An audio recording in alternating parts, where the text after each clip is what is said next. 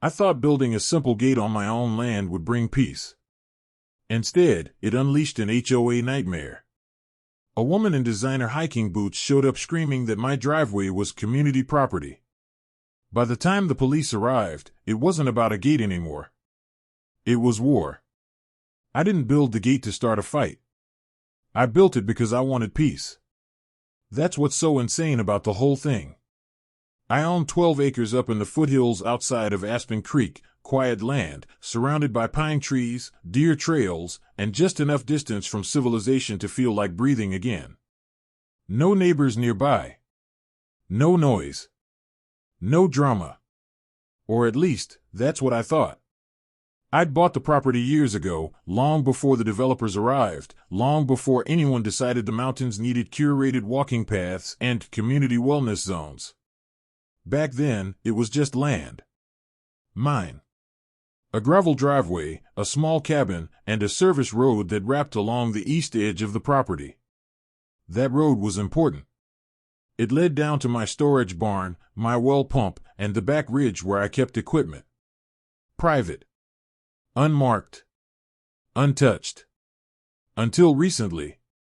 I'd been away for about 3 weeks, stuck in Denver finishing a landscaping contract that turned into a nightmare. A client wanted imported boulders for spiritual flow, which meant 3 days of cranes and complaints.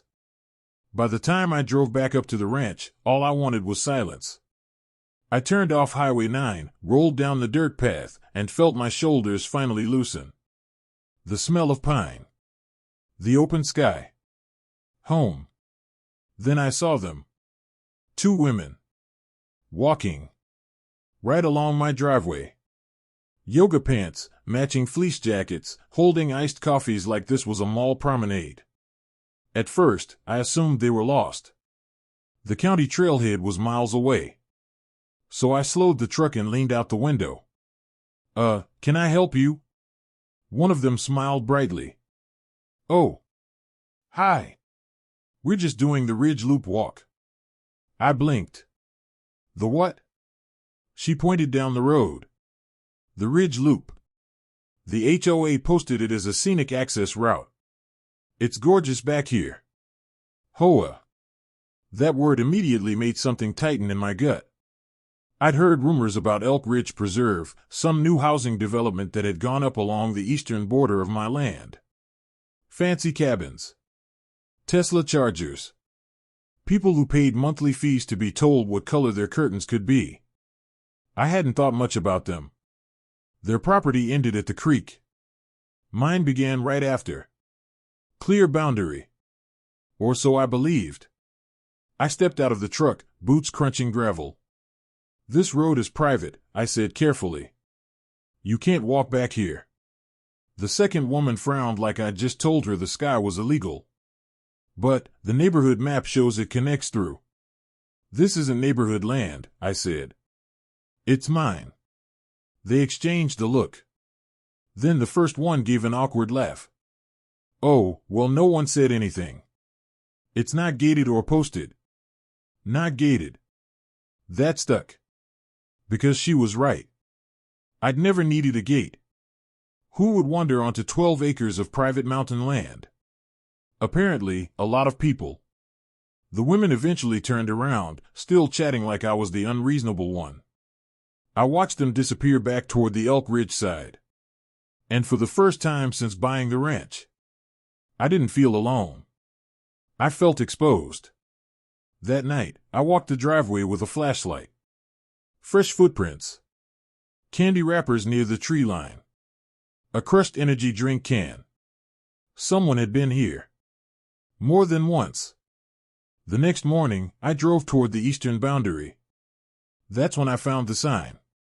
A wooden post, freshly planted, with a laminated sheet nailed to it. Welcome to the Elk Ridge Community Scenic Route. Please respect nature. I stared at it. The sign was on my side of the creek. A good 70 feet into my land. I yanked it out of the ground so hard dirt sprayed. My hands were shaking. This wasn't accidental. This was someone marking territory. That same afternoon, I made a decision. If people couldn't understand boundaries, I would build one they couldn't ignore. I called Eddie, a contractor I trusted. Old school guy. Built fences for ranchers, not hobby farms. Eddie, I said. I need a gate. He chuckled. Keeping someone out? Yeah, I muttered. Apparently half a subdivision. 2 days later, Eddie arrived with steel posts, reinforced hinges, and a proper locking mechanism. Not decorative. Not symbolic. A real gate. We installed it right at the mouth of the driveway where the gravel met the public road. When it swung shut for the first time, I felt something I hadn't felt in weeks. Relief. Finally. A line. I posted 2 signs. Private property. No trespassing. Violators will be prosecuted. Simple. Clear. I thought that would be the end. It was just a gate. On my land. What kind of person would fight someone over that? I got my answer the very next morning. I was tightening bolts near the hinge when I heard tires crunching fast over gravel. A white SUV barreled toward the gate, stopping inches away. The driver door flew open. And out stepped her. Early 40s. Blonde ponytail so tight it looked painful. Sunglasses the size of dinner plates. Patagonia vest. And the kind of expression usually reserved for someone discovering their favorite latte was made with the wrong oat milk. She marched up like she owned the air. Excuse me. I stood slowly. Yes? She jabbed a manicured finger toward the gate. What is that supposed to be? A gate, I said plainly. I can see that, she snapped. Why is it blocking the access route? I stared at her. Because this is my driveway. Her lips parted like she couldn't comprehend the words. No, it isn't. I raised an eyebrow. I assure you, it is. She scoffed, actually scoffed, like I'd made a joke. I'm Melissa Jarrett, HOA board member for Elk Ridge Preserve. That explained everything. The HOA has used this road for years, she said. It's part of our community trail network. I felt my patience thinning already. This road is on my deed, I said calmly. Your HOA ends at the creek. She waved her hand dismissively. Boundaries are fluid out here. Nature doesn't follow paperwork. I blinked. Nature doesn't, I said. But property law does. Her expression sharpened. You can't just build a gate and cut off community access. Community access? I repeated. To my land? Yes, she snapped. This area has always been open. Families walk here. Children explore. It's basically public at this point. Basically public. That was her argument. I stepped closer. Melissa, I said, voice low. This is private property. You have no right to be here. She leaned in like she was about to scold a toddler. You're being selfish. This is shared space. You're one man. This is an entire community. I stared at her. And something in me hardened. No, I said. This is my land. And this gate stays. For a moment, she looked stunned. Then her face twisted into pure outrage. You will regret this, she hissed. Then she spun around, stomped back to her SUV, and slammed the door so hard the windows rattled. Before driving off, she rolled down her window one last time.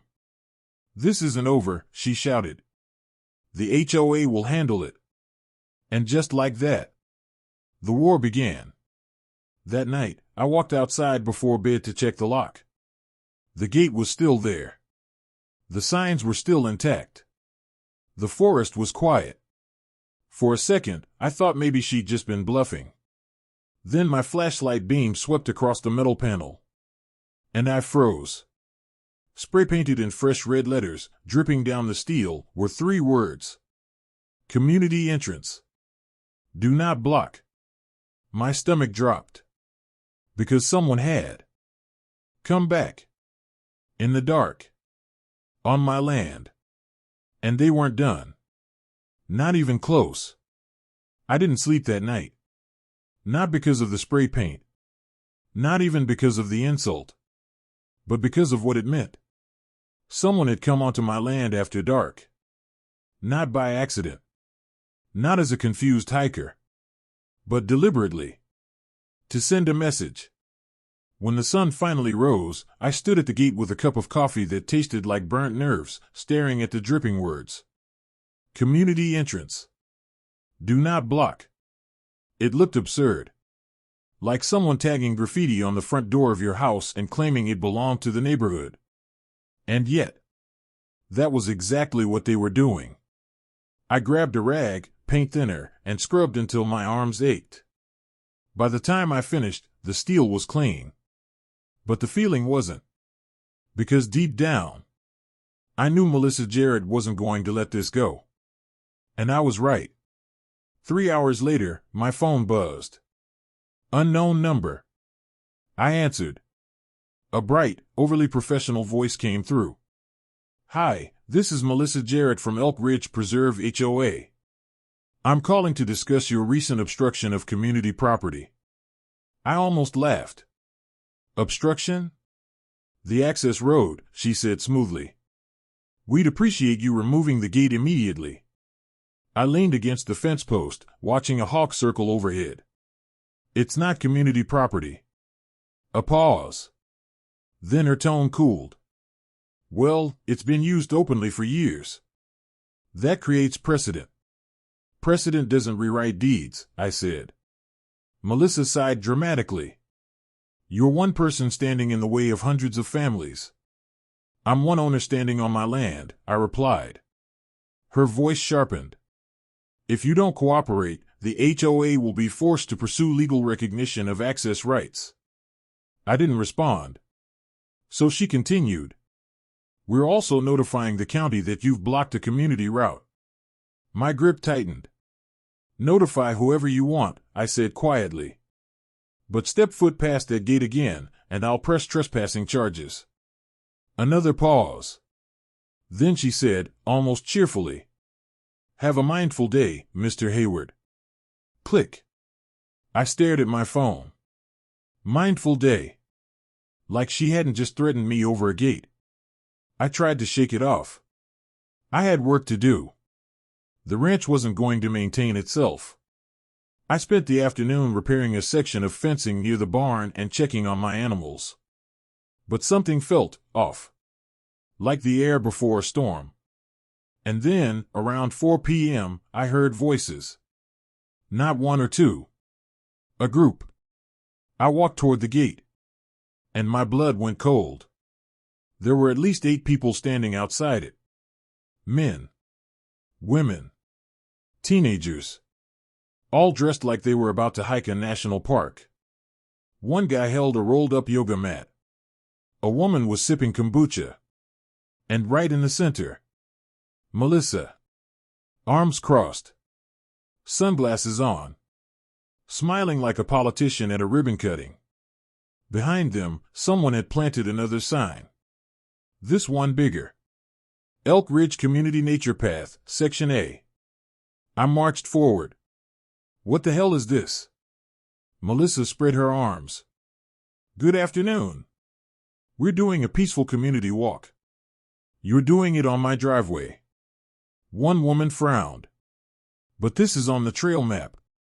Melissa nodded sympathetically, as if I was confused. It's okay. We're here to explain. Explain. Like I was the problem. I pointed at the gate. You are not coming through. A man in hiking boots stepped forward. Sir, with all due respect, you can't just block off shared access. Shared access. That phrase again. I snapped. This is private property. You're standing at the entrance because I'm allowing you to stand there. Beyond that gate is trespassing. Melissa tilted her head. You're being hostile. I'm being an owner. Melissa smiled wider, the kind of smile that isn't friendly. It's victorious. Well, our legal advisor says after 7 years of continuous use, this may qualify as a prescriptive easement. I stared at her. You've been trespassing for 7 years? We've been walking peacefully, she corrected. I stepped closer, voice low. You built signs. You posted maps. You encouraged people to enter land you don't own. Melissa's tone turned icy. We improved an existing path. We brought wellness to an used wilderness. An used wilderness. As if my home was wasted space because it wasn't serving her HOA yoga club. A teenager behind her muttered loud enough for me to hear. Imagine hoarding nature. That did it. I raised my voice. Get off my property. Melissa blinked slowly, like she was disappointed. We aren't leaving. This is community land. Community land. I pulled out my phone. I'm calling the sheriff. That finally caused murmurs.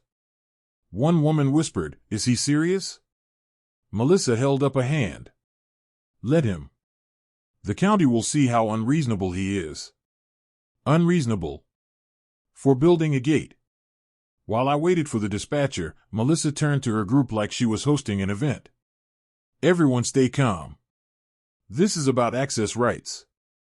This is bigger than him. Bigger than me. As if I was an obstacle, not a person. 10 minutes later, 2 deputies arrived. Same county truck. Same tired faces. One deputy stepped out and glanced at the crowd. What's going on here? Melissa stepped forward immediately, voice sweet as syrup. Officer, we're just trying to walk our community trail. This man has illegally blocked access with a gate. The deputy looked at me. Sir? I held up my deed packet. My land. My driveway. My gate. The deputy took the paperwork, flipped through it, nodded slowly. Then he turned to Melissa. Ma'am, this appears to be private property. Melissa's smile faltered. But, it's been open for years. That doesn't mean it's public, the deputy replied. The second deputy pointed at the sign. Did you put this up? Melissa hesitated. It's for community guidance. The deputy sighed. You can't install signage on land you don't own. Melissa's tone sharpened. This is ridiculous. Nature belongs to everyone. The deputy blinked. Nature might. But this driveway doesn't. A few people shifted uncomfortably. Melissa's face flushed red. So you're taking his side? We're taking the law side, the deputy replied. Then he looked at the group. You need to leave. Now. Grumbling began. One man muttered, Unbelievable. Melissa stared at me like I'd betrayed humanity itself. This isn't over, she hissed under her breath as the group dispersed. As they walked away, Melissa called loudly. You're setting a dangerous precedent for exclusion. I didn't respond. I watched them disappear back toward Elk Ridge. And I thought. Finally. They got the message. I was wrong. That night, at 2:13 a.m., my phone buzzed. Motion alert. Gate cam. I sat up instantly, heart pounding, and opened the feed. The screen showed 3 shadowy figures near the gate. Hoodies. Gloves. One of them held something long. Bolt cutters. I watched, frozen, as they moved with purpose. Not teenagers being stupid. Not drunk hikers. Organized. The first figure grabbed the lock. The second positioned the cutters. And with one sharp squeeze. Snap. The lock shattered. The gate creaked open. My stomach dropped. Then the third figure stepped forward. Spray paint in hand. And wrote 2 words across the steel. Open it. Before vanishing back into the trees like ghosts. I stared at the footage. Hands shaking. Because now it wasn't about a gate anymore. This was escalation. This was vandalism. This was intimidation. And whoever was behind it, they weren't going to stop until someone got hurt. I whispered to myself, "All right, Melissa. You wanted community property. Now you're going to meet private consequences." By morning, the broken lock was still hanging off the gate like a warning.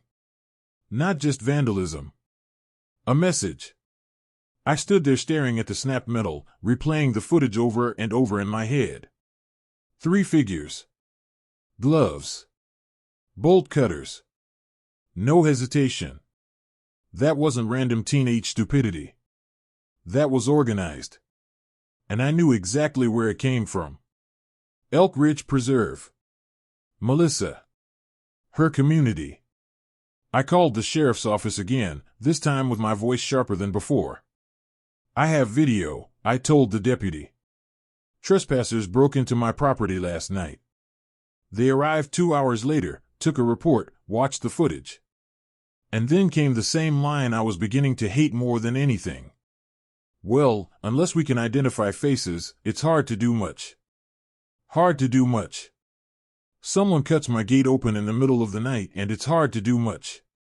I felt my jaw clench. So what am I supposed to do? Wait until they burn my house down?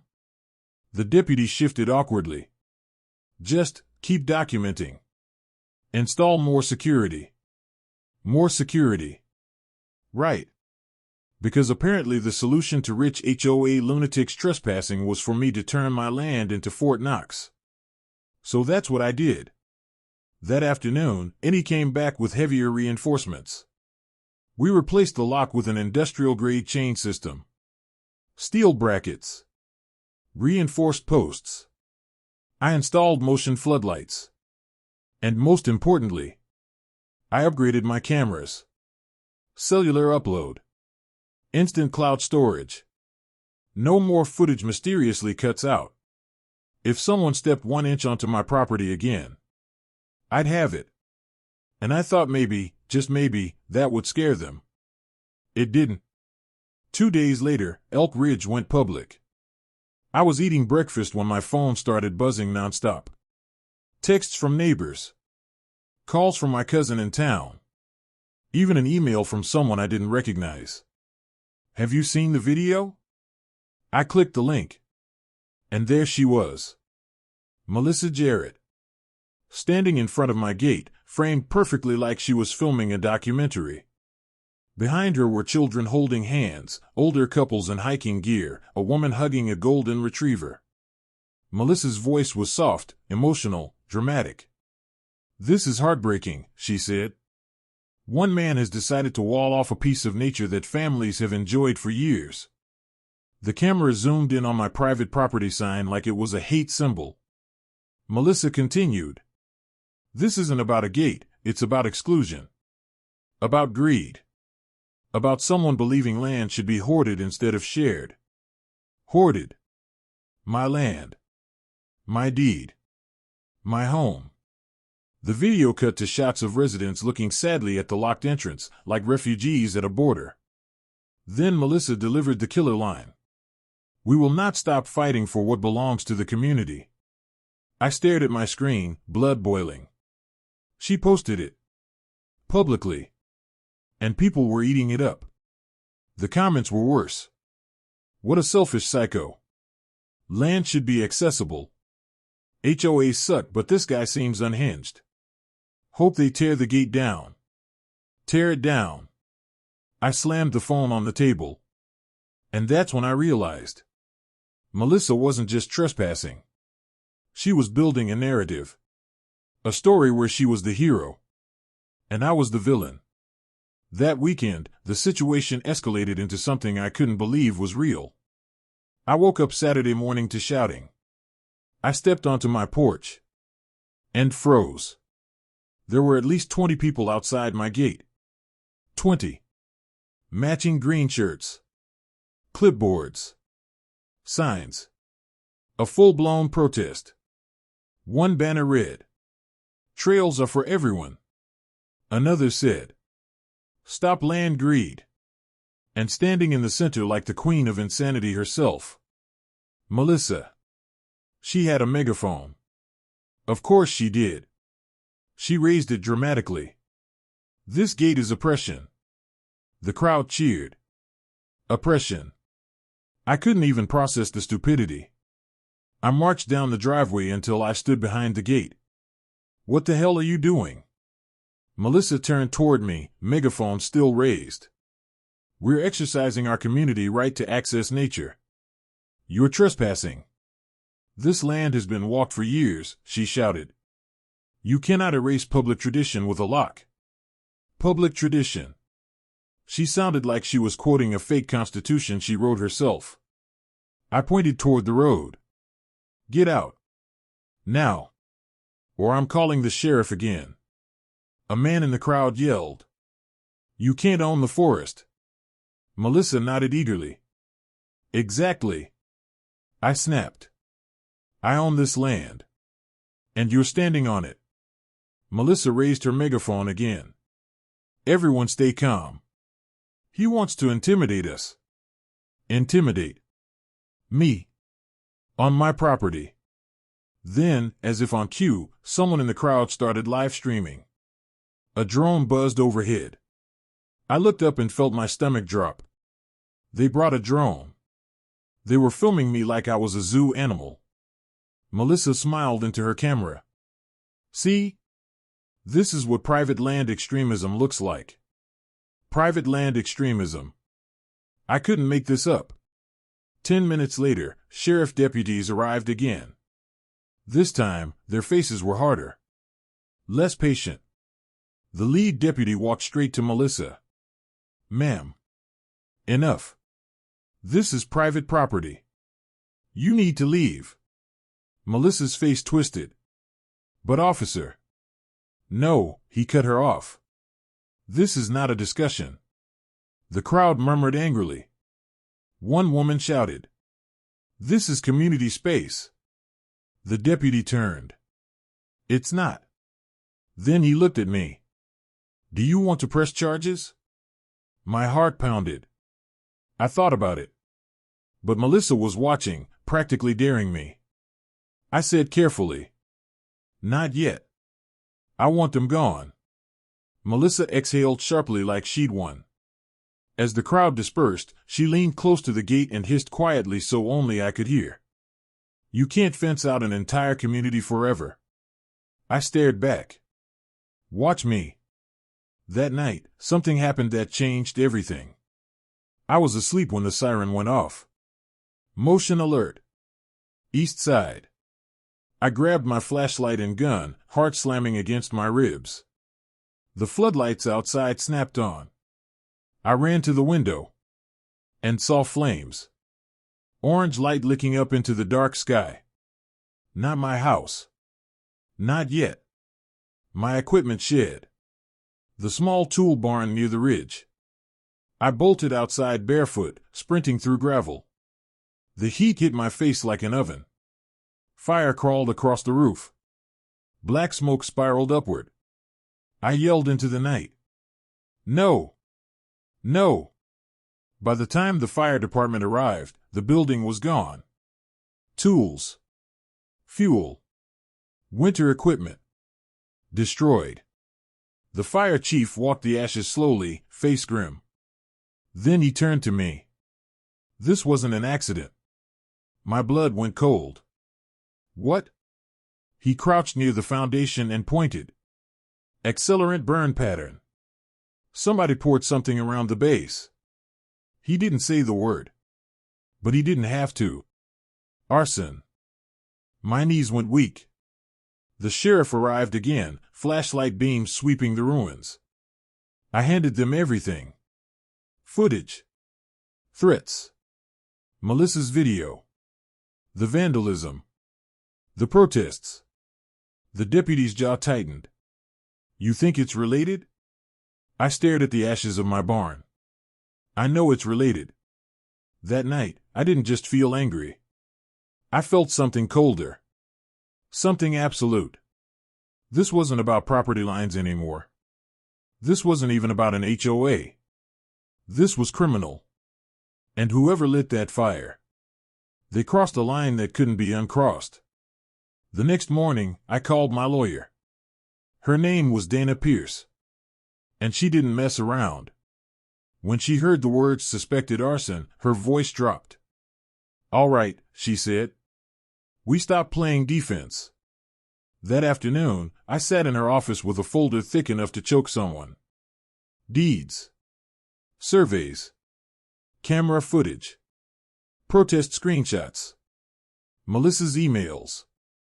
Dana flipped through it all, expression sharpening with every page. Then she looked up. "Oh, this woman is finished." I swallowed hard. "You think we can win?" Dana leaned back. "Mr. Hayward, we're not just going to win." She smiled grimly. "We're going to bury them." And as she said that, my phone buzzed. New email.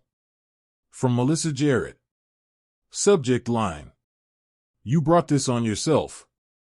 My hands went ice cold. Because now, I wasn't dealing with a nuisance. I was dealing with someone dangerous. And the war had officially turned criminal. The morning after the fire, the ranch didn't feel like home. It felt like a battlefield. The barn was a black skeleton against the sky, twisted metal and ash where my tools had been. The air still smelled like burnt gasoline and pine. And no matter how many times the sheriff said, "We'll investigate," I could hear the truth underneath. Unless I forced their hand, nothing would happen. Melissa Jarrett had stopped pretending this was about trails. Now it was intimidation. And she wanted me to break. But she didn't understand one thing. I don't break. I document. I build. And when someone crosses the line, I respond. Dana Pierce filed everything within 48 hours. Trespassing. Vandalism. Property destruction. Civil harassment.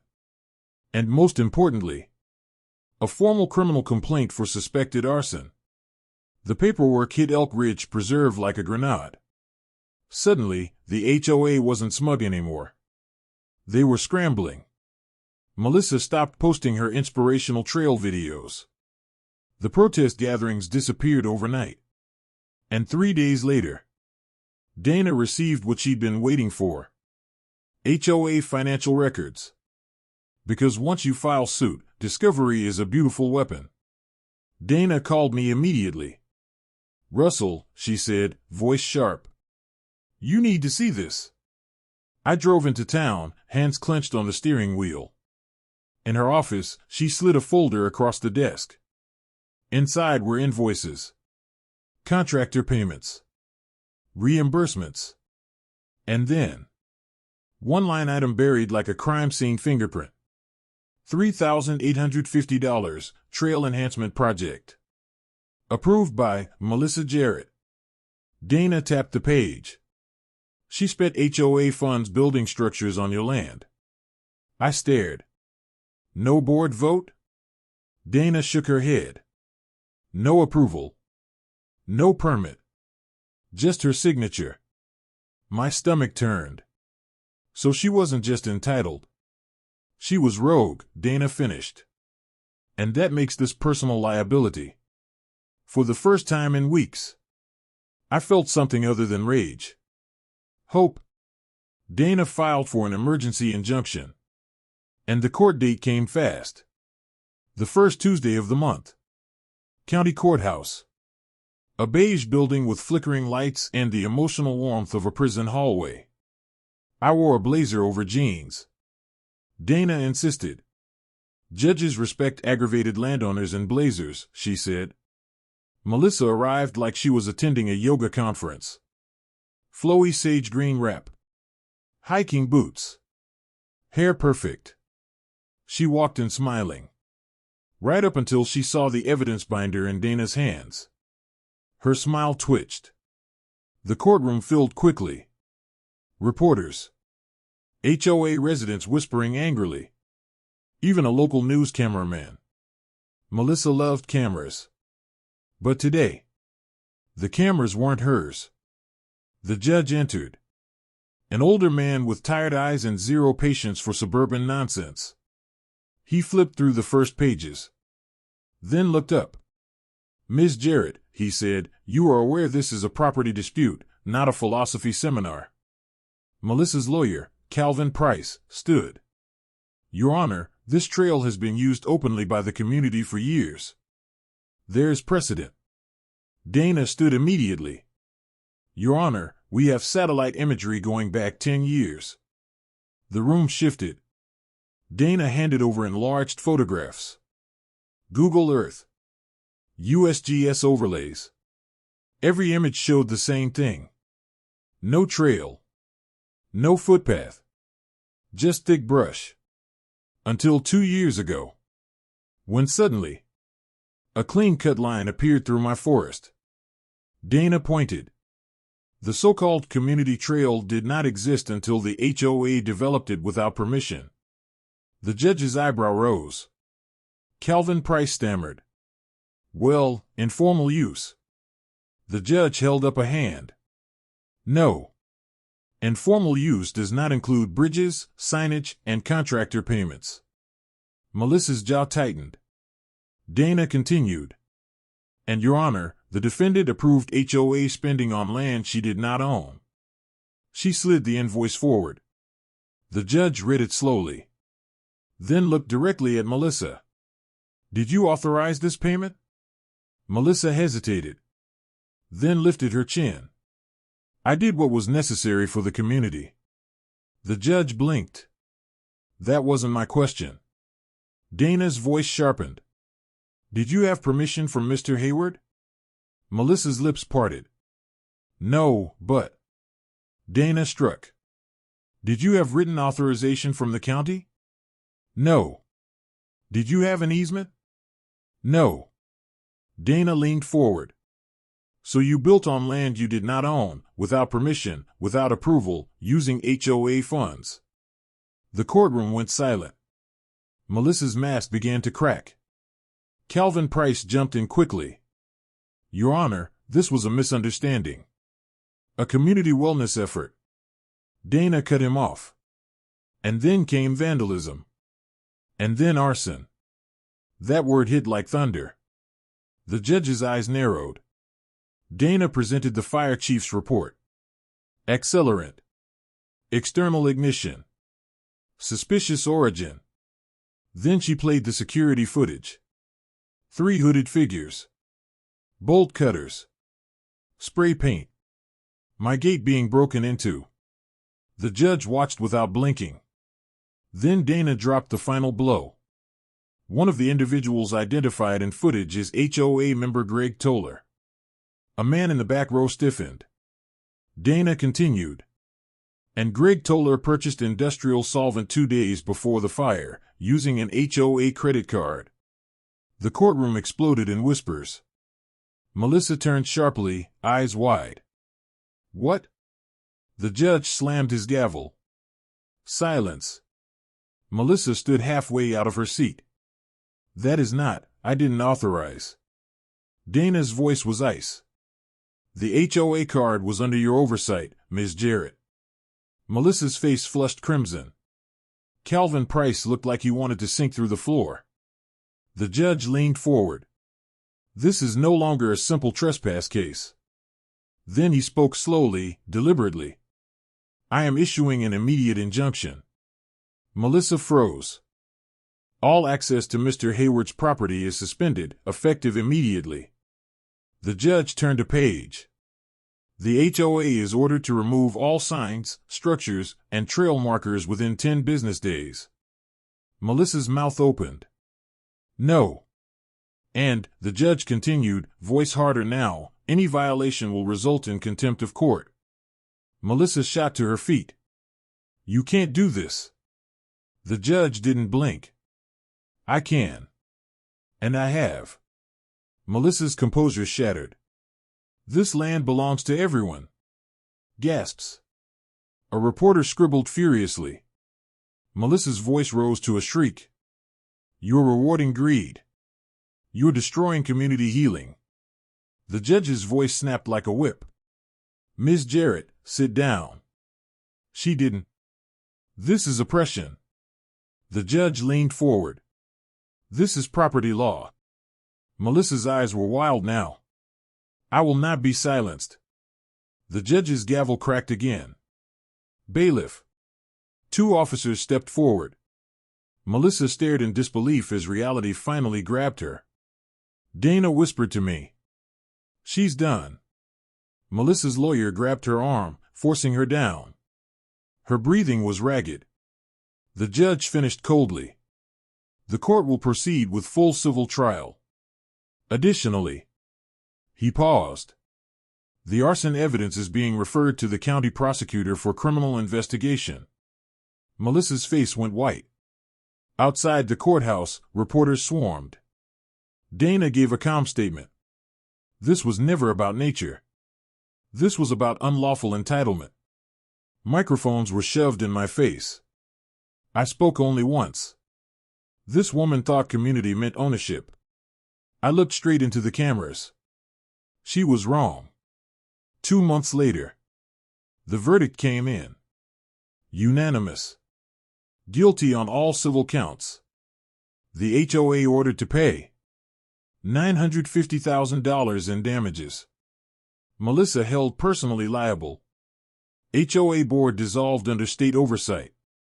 And Melissa Jarrett was charged criminally for misappropriation and conspiracy related to the arson investigation.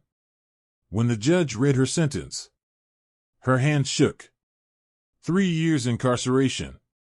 Possible early release after 18 months. No cameras. No slogans. No megaphone. Just consequence. Back at the ranch, silence returned. Real silence. The kind I'd been fighting for. I rebuilt the gate. Taller. Stronger. Permanent. And at the entrance, I mounted one final sign carved into black walnut. Private land. Not community property. No exceptions. The trail was gone. The yoga mats vanished. The HOA's shared nature vision collapsed into paperwork and shame. And one morning, standing on my porch with coffee in hand, I watched the sun rise over land that was finally mine again. Not because I took it. Because I defended it. Fence by fence. Fight by fight. Line by line.